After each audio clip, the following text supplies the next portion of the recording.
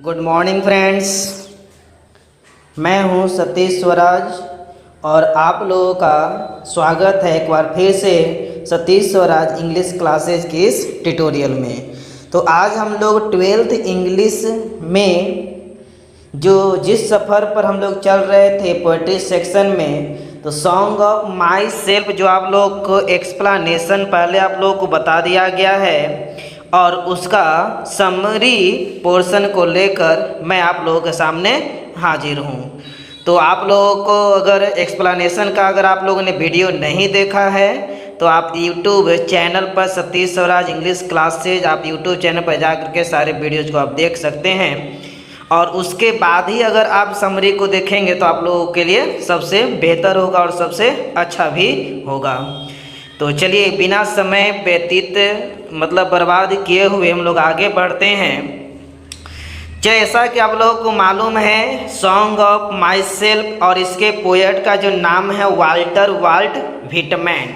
Song of myself जो poem है इसके पोएट का जो नाम है वाल्टर वाल्ट व्हिटमैन और इसका आज हम लोग जो पढ़ने वाले हैं वो है समरी। और ये जो समरी जो पूछा जाता है वह है 5 नंबर का क्वेश्चन। कैसे पूछा जाएगा ये आप लोगों को पहले ही बताया जा चुका है और आने वाले वीडियो में भी आप लोगों को बता दिया जाएगा, लेकिन ये याद रखना है कि जो आप लोगों का पोएम सेक्टर का जो समरी होगा वो 5 नंबर का पूछा जाएगा। तो चलिए इसी में हम लोग आगे बढ़ते हैं कि आखिर समरी की तैयारी कैसे किया जाए कि पूरे 5 में 5 नंबर आ जाए। तो फालतू चीज़ों पर ध्यान न देते हुए हम लोग आगे बढ़ते हैं, क्योंकि बहुत सारे टीचर को मैंने देखा है कि वो बकवास और अपनी बातों में उलझाए हुए रहते हैं, तो टीचर की बातें ही याद हो जाती है और जो पढ़ाने वाले जो कॉन्सेप्ट होता है, जो कंटेंट रहता है वही गायब हो जाता है। तो हम लोग आगे बढ़ते हैं। तो सबसे पहले ध्यान देना होगा समरी के कॉन्सेप्ट पर। एक चीज़ यह भी है कि अगर आप लोगों ने sweetest love I do not go जिसका पहला पोएम जो है आप लोगों को पढ़ना है उसका एक्सप्लेनेशन लाइन बाय लाइन जो पार्ट 2 में दिया हुआ यानी पार्ट 1 पार्ट 2 2 भाग में है।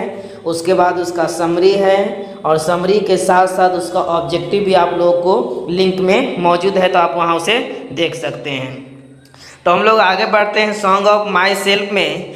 तो समरी को लिखने का जो तरीका है वह है 3 तरीका, लेकिन अगर आप समरी को लिखते हैं तो उससे पहले हम लोग जान लेते हैं अबाउट पोएट के बारे में। तो एक्सप्लेनेशन में भी ये बात आप लोग बता दिया गया है, फिर से इसको एक बार डील कर लेते हैं ताकि आप लोगों का मेमोरी जो है वो इस पोएम से जुड़ा हुआ रहे। तो देखिए सॉन्ग ऑफ माई सेल्फ जो है उनका पोएट का जो नाम है वाल्टर वाल्ट व्हिटमैन है, पूरा नाम है वाल्टर वाल्ट व्हिटमैन। और वाल्टर वाल्ट व्हिटमैन को अमेरिकन पोएट भी कहा जाता है। वे एशियस्ट हैं, ह्यूमनिस्ट हैं और जर्नलिस्ट भी हैं। और इनके माता पिता का जो नाम है, पिता का नाम है वाल्टर व्हिटमैन और माँ का नाम है जो लूसिया वान वेल्सर व्हिटमैन है। वाल्टर व्हिटमैन इनके पिता का नाम है, लूसिया वान वेल्सर व्हिटमैन जो इनकी माँ का नाम है। व्हिटमैन इनका खानदानी एक जो चलता है वो चल रहा है। आगे बात करें तो बॉर्न इनका जो जन्म हुआ है 31 मई 1819 को हुआ है ना, यहाँ यूनाइटेड किंगडम यानी। और इनकी जो मृत्यु होती है 26 मार्च 1892 को इनकी मृत्यु हो जाती है। काउच ऑफ डेथ इनकी जो मृत्यु होती, मृत्यु का जो कारण है वो क्या है, निमोनिया के कारण इनकी मृत्यु हो जाती है। नेशनलिटी याद रखेंगे, नेशनलिटी जो है इनका ये अमेरिकन है, ये US United state of America में इनका जन्म हुआ है और इसलिए इनकी जो नेशनलिटी वो क्या है, अमेरिकन है। अमेरिकन पोएट कहा जाता है। ऊपर भी देखिए लिखा हुआ है। इनकी जो रचनाएं हैं जो सबसे ज़्यादा जो फेमस हुआ वो लिव्स ऑफ ग्रास। और ये जो लिव्स ऑफ ग्रास है वो एक कविता का नाम नहीं है, वह कविताओं का संग्रह है, कलेक्शन ऑफ पोएम्स है, यानी कि बहुत सारे कविताओं का संग्रह है और ये 1855 में प्रकाशित हुआ था। एक और जो पोएम है ड्रम टैप्स जो 1866 में पब्लिश हुआ था।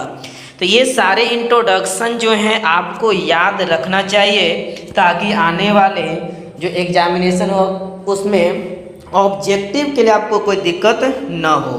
ठीक है, तो लीव्स ऑफ ग्रास आपको याद रखना है, कविताओं का संग्रह है, 1855 में ये पब्लिश हुआ था। ड्रम टैप्स है, 1866 में पब्लिश हुआ था। और ये दो रचनाएं जो हैं ये इसके लिए काफ़ी वे फेमस हुए थे। और इस फेमस होने वाले व्यक्ति का नाम जो है वाल्टर वाल्ट व्हिटमैन है। चलिए हम लोग थोड़ा स्ट्रेटजी की बात करते हैं कि आखिर हम लोग समरी को कैसे लिखें कि पूरे 5 में 5 नंबर आए।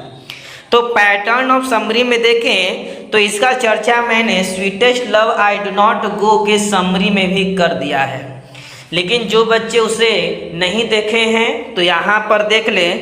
स्टेप 1, स्टेप 2 एंड स्टेप 3 में हम लोग पैटर्न लिखेंगे। पहला स्टेप में इंट्रोडक्शन जो है वो 3 से 4 लाइन का हो सकता है, जिसमें पोयम और उसके पोएट के बारे में लिखना होता है। दूसरा है थीम यानी कि जो पोयम का जो कंसेप्ट है यानी जो कंटेंट है, आखिर किस भावना में किस उद्देश्य से पोयम को उन्होंने लिखा है और पोयम में उन्होंने क्या क्या बताया है, उन सारी चीज़ों को थीम में एक समरी के रूप में लिखना रहता है, सारांश के रूप में। और लास्ट में है कंक्लूजन कि आखिर इस पोयम का निष्कर्ष क्या निकला, आखिर उससे हमको क्या शिक्षा मिलता है। अगर आप ये तीनों कॉन्सेप्ट से अगर आप ये समरी लिखते हैं तो वादा है कि आपको पूरे 5 में 5 नंबर मिलेंगे। ठीक है बच्चों, हम लोग आगे बढ़ते हैं समरी की ओर। तो देखेंगे इंट्रोडक्शन में हम क्या लिखेंगे। इंट्रोडक्शन में सबसे पहला जो पोयम है वह है, सबसे पहला जो लाइन है, this poem song of myself. यह जो पोयम है song of myself is composed by Walter Walt Whitman, या आप केवल वाल्ट व्हिटमैन भी लिख सकते हैं। यानी कि इस पोयम को कंपोज किसने किया आप उसके बारे में लिख सकते हैं। ही वॉज बॉर्न इन 1819, यानी कि उनका जो जन्म कब हुआ था तो 1819 में हुआ था। और वे जाने जाते हैं किस रूप में, तो अमेरिकन पोएट के रूप में। और ख़ास करके ही इज कंसीडर्ड, उन्हें माना जाता है the most individualistic literary figure in America. America में ये एक नए रिदम और एक नए प्रकार के कविता को, लिटरेरी फिगर को लेकर आए थे, जिसे फर्स्ट ग्लांस में तो नापसंद किया गया था, लेकिन इनके मृत्यु के बाद बहुत ज़्यादा ये फेमस हो गए थे। इसका चर्चा मैंने एक्सप्लेनेशन के वीडियो में कर दिया है। तो क्लियर है बच्चों, याद रखना है कि इंट्रोडक्शन में आपको क्या क्या लिखना है कि this poem song of myself is composed by Walt Whitman, he was born in 1819, he is considered the most individualistic literary figure in America. Okay, चलिए नेक्स्ट हम लोग अब थीम की ओर बढ़ते हैं, यानी कि स्टेप नंबर 2। स्टेप नंबर जो 2 है वो वेरी इंपॉर्टेंट होता है बच्चों। इसमें पोयम के सारे यानी कि जो कॉन्सेप्ट है उसका जो एक प्रकार का जो कंटेंट होता है उस चीज़ों को लिखना होता है, अपने शब्दों में लिखना होता है। अब देखिए क्या है, तो he has described the truth of life, यानी कि उन्होंने अपनी कविता में जीवन के सच्चाई के बारे में वर्णन किया है कि आखिर ये जीवन है तो क्या है। ही सेज डैट, वे कहते हैं we are the creature of God, उन्होंने कहा है कि हम लोग सभी भगवान के संतान हैं, है ना। उन्होंने बताया था कि जो रक्त हमारे शरीर में बहता है वही रक्त तुम्हारे शरीर में बहता होगा, और हम लोग एक दूसरे से अलग नहीं हैं। वह किसी भी जाति का हो, किसी भी मजहब का हो, काला हो, गोरा हो, नाटा हो, लंगड़ा हो, मोटा हो, कोई किसी से अलग नहीं है। एक भौतिक संरचना जो स्ट्रक्चर है जिसके कारण हम लोग अलग अलग दिखते हैं। तो उन्होंने अपनी कविता में वर्णन किया है सच्चे जीवन के सच्चाई के बारे में वर्णन किया, और उन्होंने कहा है कि ये जो हम लोग हैं भगवान के क्रिएचर्स हैं। आगे उन्होंने क्या कहा, तो all men and women are born equal, कि सभी आदमी सभी औरतें जो हैं बॉर्न इक्वल, हम लोग सभी एक समान रूप से यहाँ जन्म लिए हैं, है ना। ऐसा नहीं कि अगर कोई लड़का अगर बच्चा कि जन्म होता है तो खुशियाँ मनाएंगे, लड़की का जन्म होता है तो मातम मनाते हैं। इस तरह का कॉन्सेप्ट से उन्होंने इनकार किया है। उन्होंने साफ साफ कहा है कि लड़का हो या लड़की, हम लोग सभी रूप से समान जन्म लिए हैं। सो इसलिए we should not fight in the name of religion, caste and creed. इसलिए हम लोग को जाति के नाम पर, धर्म के नाम पर, पंथ के नाम पर हम लोगों को आपस में लड़ाई झगड़ा नहीं करना चाहिए। एक न एक दिन तो हम लोगों को मरना ही है। कोई अमीर हो, गरीब हो, शक्तिशाली हो, कमज़ोर हो, ठीक है, और सभी को एक न एक दिन समाप्त होना है और सारी चीज़ यहीं धरी की धरी रह जाएगी। वी लव गॉड, हम लोग भगवान को तभी प्यार कर पाएंगे when we love the creature of God, जब हम लोग भगवान के संतान से प्यार करना सीख जाएंगे। ऐसा इन्होंने कहा है कि ये सारे के सारे जो रस्म रिवाज हैं, ये सारे के सारे जो रस्म रिवाज हैं, इन लोग सारे रस्मों रिवाजों को भूल जाना चाहिए, सारे परंपराओं को भूल जाना चाहिए। लेकिन ये ऐसा परंपरा जिसे भुलाया नहीं जा सकता, लेकिन भूल जाने में ही हम लोग की भलाई है, क्योंकि ये सारे जो रीति रिवाज जो बने हुए हैं वे हम लोगों को जीवन के सच्चे आनंद लेने से रोकते हैं।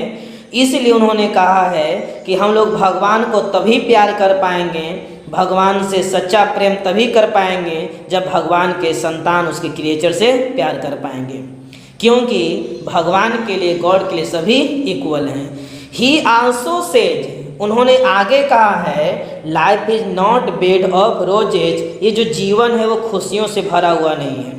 क्योंकि आज जो आपका जो एज है, जिस एज में हम लोग हैं, एनर्जेटिक हैं, बहुत कुछ कर सकते हैं, लेकिन आप इस एनर्जेटिक लाइफ को, हेल्थ को आप लंबे समय तक रेगुलर नहीं रख सकते। एक ऐसा समय आएगा कि हम लोग कमज़ोर होते चले जाएंगे। तो ये कहा जा रहा है कि लाइफ जो है वो बेड ऑफ रोजेज, मतलब ये याद रखेंगे, एक प्रकार का फ्रेज है। बेड ऑफ रोजेज मतलब होता है खुशियों से भरा हुआ, खुशियों से भरा हुआ, यानी कि जीवन जो है वो खुशियों से भरा हुआ नहीं है। Eat is full of thrones, यानी कि ये पूरा का पूरा दुख से, कांटों से भरा हुआ है। और ये कहा जाता है कि जिसके लाइफ में कठिनाइयाँ नहीं आ रही है, समझ लो कभी न कभी, यानी कि वो किसी गलत रास्ते पर ही है, और जब उसे पता चलता है तब तक बहुत देर हो चुकी होती है। और स्टूडेंट का जीवन भी ऐसे ही मुश्किल भरा होता है। सो इसलिए we are bound to experience ups and downs in lifes, तो इसलिए हम लोग जिंदगी के उतार चढ़ाव के अनुभव से बंधे हुए हैं। बचपन से हम लोग युवा, और युवा से फिर हम लोग वयस्क होते हैं, फिर बुढ़ापा, तो हम लोग जीवन के उतार चढ़ाव, अप्स एंड डाउन्स मतलब उतार चढ़ाव से, अनुभव से हम लोग बंधे हुए हैं। तो आप लोग के यहाँ पर 2-3 फ्रेज है, बेड ऑफ रोजेज है, फुल ऑफ थ्रोन्स है, अप्स एंड डाउन्स। इसका अप्स एंड डाउन्स मतलब होता है उतार चढ़ाव, फुल ऑफ थ्रोन्स मतलब दुख से भरा हुआ, अब बेड ऑफ रोजेज मतलब होता है खुशियों से भरा हुआ। चलिए नेक्स्ट आगे उन्होंने कहा क्या है, आगे देखते हैं।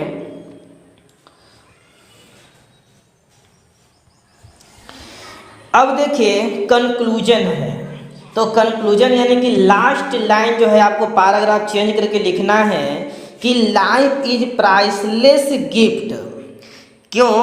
कि लाइफ जो है ना वह क्या है, तो प्राइसलेस है। ये जो भगवान का जो दिया हुआ जो जीवन है वो अमूल्य तोहफा है, यानी इसका कोई मूल्य नहीं लगा सकता। गिवन बाय गॉड, भगवान का दिया हुआ अमूल्य तोहफा है। और we should enjoy it and live in harmony, हम लोग को इसको आनंद लेना चाहिए, और हारमोनी बोलने मतलब सौहार्दपूर्वक, खुशियों पूर्वक हम लोगों को रहना चाहिए। ठीक है, तो इस कविता में जीवन के बारे में बताया गया है एक इंडिविजुअलिस्टिक तरीके से, है ना। शुरू में अमेरिका में इसे ऑप्शन के रूप में देखा गया था और इसे पसंद नहीं किया गया था। यूरोप में तो ये फेमस हुआ था, लेकिन बाद में बहुत ज़्यादा फेमस अमेरिका में भी हुआ था। ठीक है, तो आप लोग इसे ज़्यादा से ज़्यादा शेयर करने की कोशिश करेंगे, और अच्छा लगे तो आप लोग इसे लाइक भी करते जाएंगे। Thanks for watching this video. Okay बच्चों, बाय।